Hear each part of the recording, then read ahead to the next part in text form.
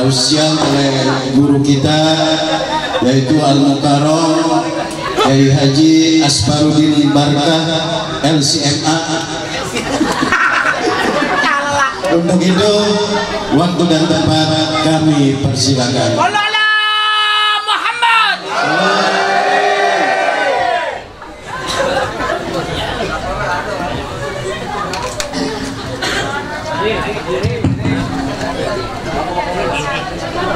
Bangku.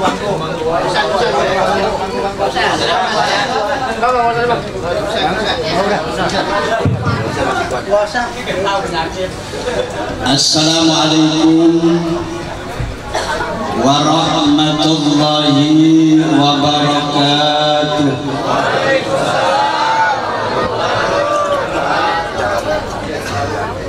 Alhamdulillahi rabbil alamin. Wal aqibatu lil muttaqin wala udwana illa 'alal zalimin.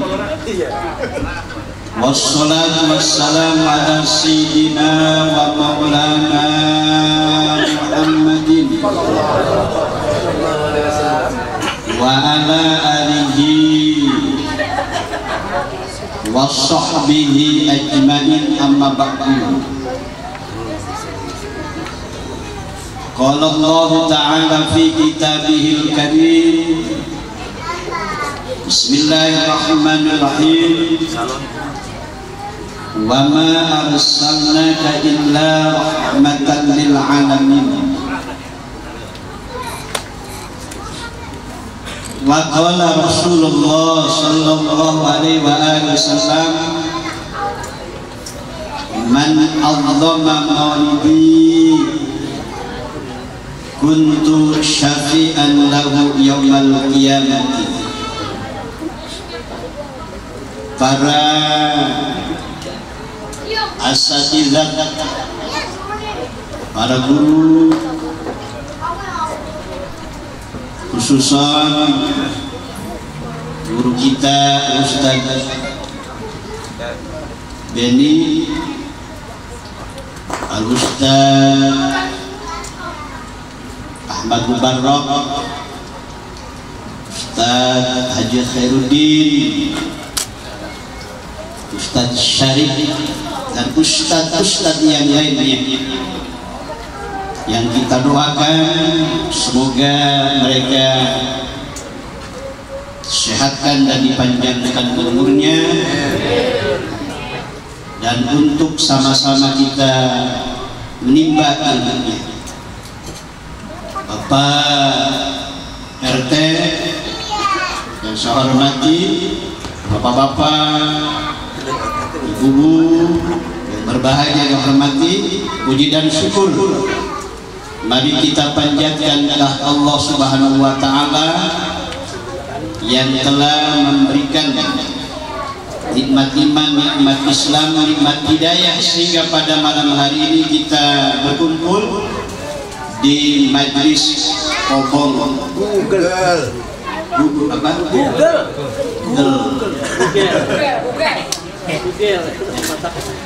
Ini majlis modern, majlis ya yang langka ini. Salawat dan salam juga mari kita curahkan kepada junjungan Nabi kita Muhammad sallallahu alaihi wasallam. Bapak-bapak, ibu yang saya hormati, sebetulnya saya lagi bisa ngomong, lagi punya prinsip. Jadi kalau ngomong tuh ribet, ya mana sih ngomong? Yang penting Pak Ustadz hadir, insyaallah kata gitu. Jadi itu tabang saja saya, walaupun nggak lama, ya jangan sampai dipedok nanti sama tuan rumah. Saya nggak banyak bicara karena ngomong tuh ribet, saya banyak hafalan lupa. Ya. Nah, baik hadirin yang berbahagia, kalau kita bicara tentang masalah alam semesta, ini ada kaitannya dengan ilmu tauhid. Allah Subhanahu wa ta'ala mempunyai sifat jaiz. Jaiz itu fi'lu kulimun in autan tarbuh.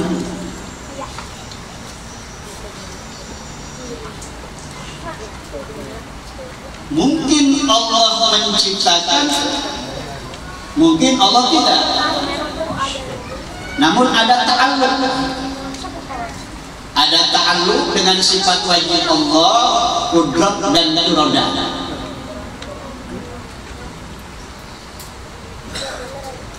Dengan sifat qudrat Allah dan iradat Allah,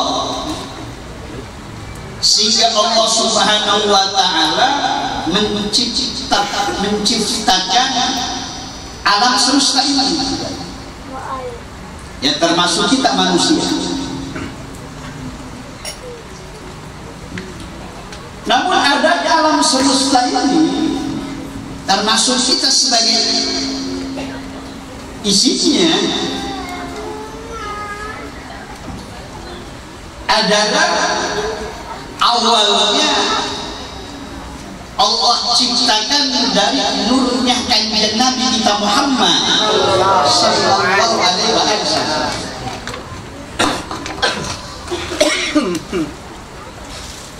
Jadi adanya dunia serta isinya ini awalnya atau pertamanya Allah menciptakan nurnya kanjeng Nabi kita Muhammad sallallahu alaihi wasallam. Sebagaimana dalam hadis qudsi, laula lam khalaqtul aflaka. Kalau aku tidak menciptakan, engkau tidak akan menjadikan alam semesta. Nah, untuk itu hadirin yang berbahagia, maka Nabi kita Muhammad sallallahu alaihi wasallam disebut adalah fil awwalin wal akhirin. Sehingga ulama mengatakan apabila berdoa tidak diawali dengan mengucapkan fil awwalin wal akhirin, itu doanya ngegantung. Sehingga umum kita kalau suka doa diawali dengan Allahumma sholli ala Muhammadin fil awwalin wal akhirin. Awal adalah diciptakan nurnya, ya akhir diciptakan raganya. Sebagaimana diceritakan di dalam Barzanji,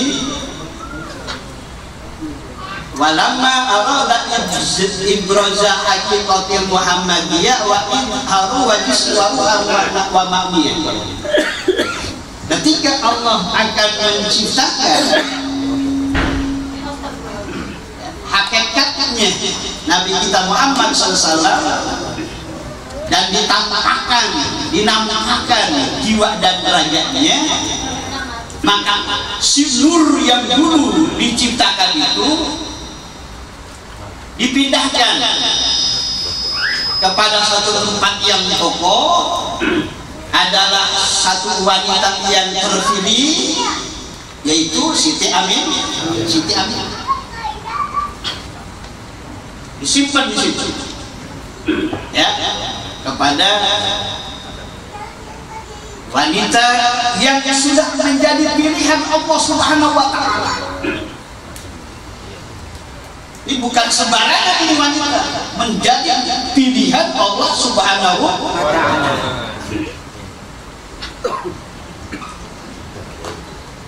Nah, dari situlah jadi alam semesta, jadi penghuni dunia ini, termasuk adanya kita. Maka untuk itu Nabi kita Muhammad sallallahu alaihi wasallam adalah manusia yang sangat banget, yang sangat baik, yang sangat berakhlakul mulia.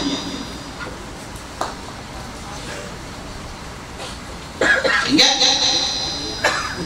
sebanyak Nabi 313 ya 313 Nabi yang paling mulia adalah Nabi kita Muhammad sallallahu alaihi wasallam. Untuk itu pantas wajar kita untuk mencontoh uswahnya, pantas mencontoh teladanannya. Nabi kita Muhammad SAW adalah manusia, ya, jadi pantas untuk dicontoh oleh kita. Coba kalau atau Nabi itu bangsa jin atau bangsa malaikat, tidak pantas kita untuk mencontoh. Maka wajar, pantas, layak, ya, kita untuk mencontoh Nabi kita Muhammad sallallahu alaihi wasallam. Namun manusianya beda, ya, dengan kita. Kalau Nabi kita Muhammadun basyarun wa laysa kal basyari bal wa yaqutatu wan nasukal hajari. Muhammad adalah manusia, namun tidak seperti manusia kita. Kalau Nabi Muhammad ibaratkan mutiara, kalau kita diibaratkan, diumpamakan batu kolar. Ya, Allahumma sholli ala Muhammad. Nah, ini hadir yang berbahagia. Kita suruh mencontoh akhlaknya Nabi kita Muhammad, disuruh mencontoh pribadinya Nabi kita Muhammad sallallahu alaihi wasallam. Ini sesuai dengan apa yang diucapkan oleh beliau, wa innama bu'istu liutammima makarimat akhlak. Aku diutus ke muka bumi ini untuk menyempurnakan akhlak.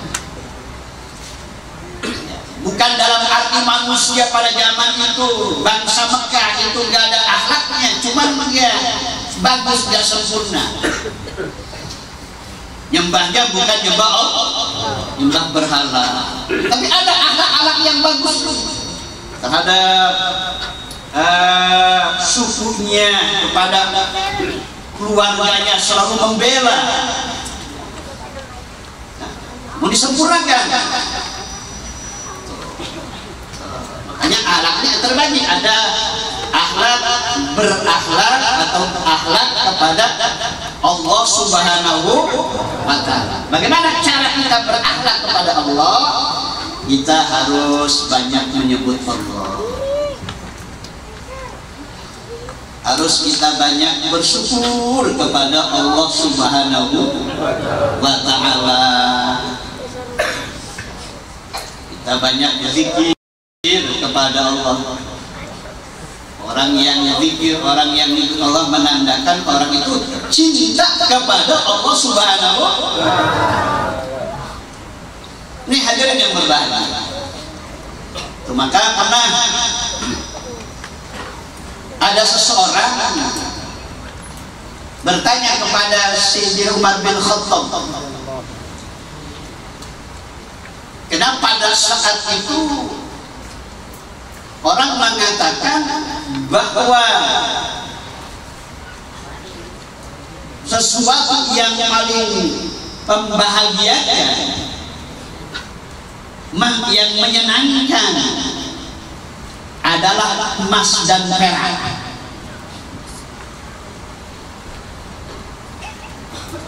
Ini orang tanya sama Sayyidina Umar bin Khattab, namun tidak dijawab oleh Umar bin Khattab. Langsung Sayyidina Umar berangkat, dia ambil kudanya, dia naik kuda berangkat menuju kepada Nabi kita Muhammad sallallahu alaihi wasallam. Dia tanya kepada Nabi, "Ya Rasulullah, ada seseorang yang menanyakan bahwa sesuatu yang paling istimewa, yang paling indah, yang paling gagah, yang sangat berharga adalah emas dan perak. Namun milih apa? Apakah dia milih emas atau perak?" Hanya dijawab oleh Nabi kita Muhammad sallallahu alaihi wasallam. Ya Umar bin Khattab, sesuatu yang paling mulia itu, yang paling berharga adalah qalbun syakirun, hati yang selalu bersyukur kepada Allah Subhanahu wa taala.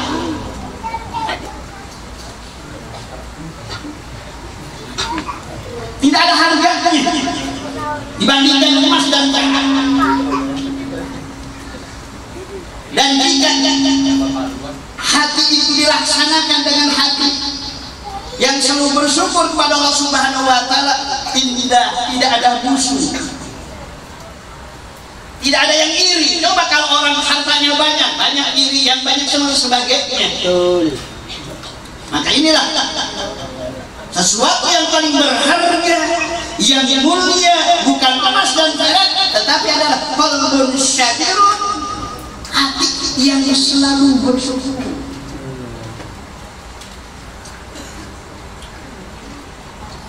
Punya duit, syukur. Gak punya duit, syukur. Banyak duit, syukur. Selalu bersyukur.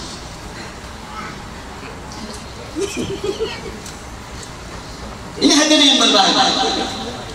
Yang kedua adalah lisanul dzakir, lisan yang selalu berzikir kepada Allah. Lisannya selalu gunakan menyebut Allah Subhanahu wa taala. Kata Allah, "Ala bi dzikrillah tatma'innul qulub." Ingat, dengan zikir kepada Allah itu akan menenteramkan hati. Tuh lihat Ahmad, punya bini tapi tenang, ya kan? Selalu bersyukur dia. Lisannya selalu berzikir kepada Allah Subhanahu wa taala.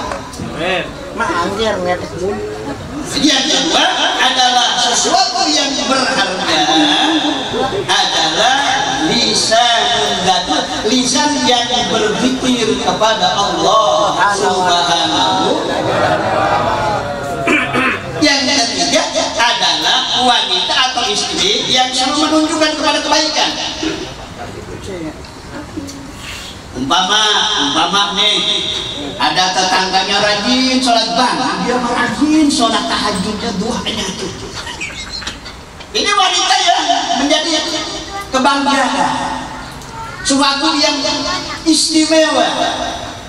Jangan melihatnya begini, perempuan, bang, gelamnya gede banget, mobilnya baru lagi bang.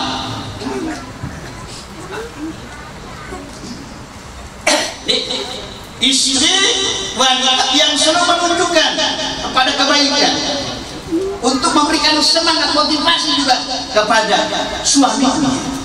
Ini hadirin yang berbahagia. Dibandingkan adalah dengan emas dan perak. Ini ya, kita kembali. Pertama adalah kita berakhlak kepada Allah Subhanahu. Yang kedua, kita harus berakhlak kepada Al-Quran. Bagaimana berakhlak kepada Al-Quran? Kita belajar Al-Quran. Setelah dipelajari, kita amalkan. Hanya dibaca saja tanpa diamalkan, khawatir nanti Al-Quran bisa bukan menjurumuskan kepada pembacanya ke surga, khawatir menjuruskan ke neraka.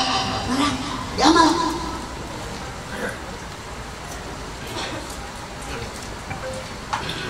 Ya, umpama anak-anak muda, ada contoh, wala taqrabuz zina, jangan dekati zina, karena dekat zina itu mendekati, ya, wala taqrabuz zina innahu kana fahisyatan, sesungguhnya zina itu adalah perbuatan keji. Tuh, pacaran berlebihan itu adalah namanya mendekati zina. Ini tahu. Makanya si Ahmad mah Kecil lancar yang ini repot undangan. Gak laku. Jomblo sama itu. Ya contoh itu, kalau yang lain-lain ajar ada bapak-bapak, tolong Nabi kita ini di wilayah kita, di kampung kita ada kemajuan, tidak seperti dulu. Rumah katanya kalau orang merokok pengen bisa ngaji ke gondrong, mesir, kaki usuk, kaki hidup. Sekarang enggak ada di tempat-tempat yang ada.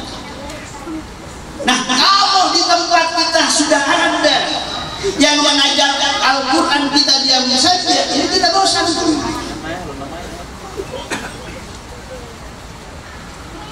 Kita jangan bapak punya anak sarjana, profesor, dokter, tapi tidak dia bisa baca Al-Quran, dia rugi. Itu. Ya. Tuh. Kalau dia tidak bisa baca Al-Quran, paling sedih kalau kita sebagai umat Islam, remaja Islam, anak kita orang Islam tidak bisa baca Al-Quran. Dan baca Al-Quran bukan sembarangan, salah aja udah punya hak setiap huruf. Kadang-kadang mohon maaf, saya sering kalau dulu zaman ngajar itu, kalau itu orang tuanya nilainya berupa bahasa, bentuk bahasa Arab agama itu cuek-cuek aja orang tuanya. Tapi kalau nilainya, bentuknya, ada rupanya adalah umum, matematika, fisika lainnya, ya kan, dianggap nilainya rendah. Tapi kalau giliran bahasa Arab, fikihnya nilainya kecil, ya kan? Dulu madanya ada nilainya di patokan 5 tuh, ditandain merah, dia maju. Ini menandakan umat Islam mensepelekan ajaran Islam. Ini hadirin yang berbahagia. Ya ini, ibu-ibu, supaya anaknya bisa baca Al-Quran. Kalau kita punya anak, oke, umpamanya gajinya besar, tapi nanti mati anak kita gak bisa baca Quran, tidak dibawa pangkat anak kita, tidak dibawa. Ini hadirin yang berbahagia, ya. Jadi ini mari dua, kita harus berakhlak kepada Al-Quran. Kita baca, kita amalkan, kita jadikan bacaan keseharian, ya, gitu. Syukur-syukur setahun sebulan sekali khatam, ya, sebulan sekali khatam, ya, setahun sekali, atau minimal sehari ada Al-Quran yang dibaca sama kita.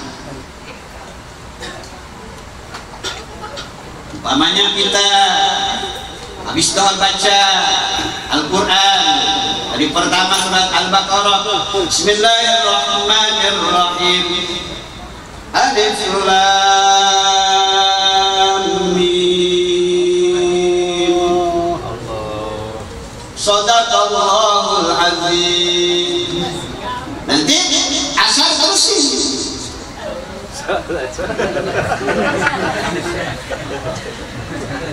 Dari kan kita ulawat hudal lil muttaqin. maghrib sambung lagi. Ya setidak-tidaknya satu waktu itu ada bacaan Al-Quran. Orang tuh sama Al-Quran. Gara-gara banyak hal karena sekarang nggak mau baca Al-Quran. Dulu kita zaman di pesantren itu minimal sebulan sekali haid. Sekarang apa yang kita harus memfilter ya, tetap apa menjadi macam kebutuhan, tak utamakan adalah pelajaran, utamakan kita tadarus membaca Al-Quran. Hukum masih muda Tom. Al ilmu fisudur lapis sutur. Ilmu itu di sini ya, bukan di tulisan kita. Itu malah sabab aja tulis ini. Makanya kalau udah masuk ke dalam hati, ilmu tetap tidak akan hilang.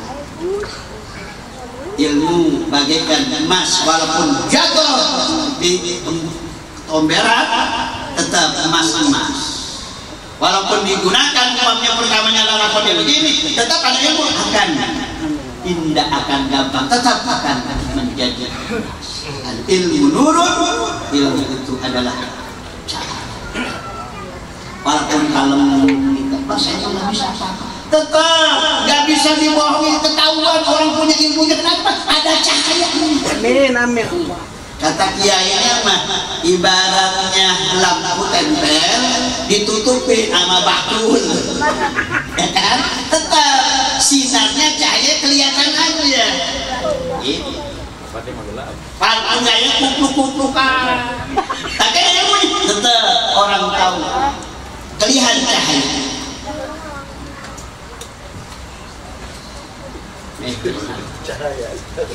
Jadi kalau Quran itu kita sering baca di rumah kita ada keberkahan. Jadi sebaik-baiknya rumah yang selalu dibaca sama si penghuninya dengan baca Al-Quran. Bahkan tanah saja diduduki sama orang yang ibadat yang baca Quran itu tanah girang. Bahkan ada satu cerita Pak, ada wali nemu bumi nangis. Bumi nangis.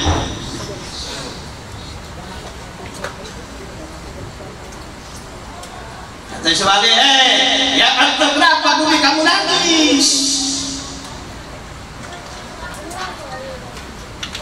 Kata si bumi, manusia, saya karena sebab nangisnya saya sedih jadi didudukin sama orang maksiat di sini, orang gaplek di sini, anak muda pacaran di sini, orang ngadu ayam di sini, ada burung. Jadi selalu dipakai buat maksud. Jadi saya sedih, saya nangis sebab beda dengan bumi yang sebelah sana. Yang enak jadi bumi dijadikan rumah. Yang punya rumahnya ibadah, baca Quran, berzikir kepada Allah Subhanahu wa taala. Seindah sekali jadi bumi. Seperti yang ada sebelah sana. Tapi saya belum pernah diduduki orang yang sok ibadah kepada Allah Subhanahu wa taala. Jadi mudah-mudahan alhamdulillah malam ini keadaan di sekitar ini diduduki oleh kita beribadah kepada Allah Subhanahu wa taala. Kita sholawat kepada Nabi, kita memberikan peringatan Nabi kita Muhammad sallallahu alaihi wasallam. Gembira. Ini ada ya, jadi mari kita tingkatkan, kita biasakan untuk kita membaca. Ya, alhamdulillah ada kobong dan ini ya isi dengan fikih, dengan kode dan sebagainya. Ini adalah untuk menyebutkan hati kita. Ya, Ya kalau nggak ada pengajian kita juga mengaji, ini rugi dong. Makanya orang Betawi menyebutnya ngaji itu kan bukan tolabul ilmi kan, ngaji ngatur jiwa. Tuh, supaya apa? Supaya jiwanya, raganya beres, supaya bener. Terutama kan jiwa ini hati. Karena bagaimanapun manusia benar dan tidak benar tergantung hatinya, saudara. Dia jadi maling gara-gara hatinya. Dia jadi santri gara-gara hatinya. Dia jadi ustaz gara-garanya. Dia berbuat gara-garanya. Ini raja. Makanya perbaiki.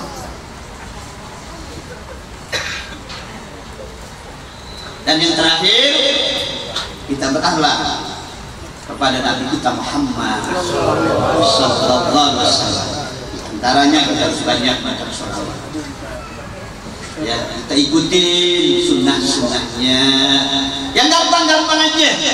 Yang nggak pakai modal, sunnah yang gampang. Ya, sholat ba'diyah qobliyahnya rajin. Duhanya, ya, tahajudnya, witir jangan bulan Ramadan doang. Karena sholat witir itu adalah setiap waktu. Giliran Ramadan buat witir, giliran Ramadan berhenti. Kalau memang kita cinta pada kita Nabi kita Muhammad, sedangkan Nabi ini sangat cinta kepada kita. Sampai akhir hayatnya Nabi yang dipikirkan adalah kita. Sampai di mana yaumil qiyamah dibangkitkan di dalam kubur yang ditanya si Ahmad, umatnya. Bukan istri yang ditanya, bukan anak, kita yang ditanya. Soal apa? Ummati yang ditanya. Nah, kita sementara sebagai umatnya, kita peduli, tidak cinta kepada dia, kita bagaimana? Ya, tuh. Ini hadirin yang berbahagia. Itu saja yang saya sampaikan. Maaf, Assalamualaikum warahmatullahi wabarakatuh.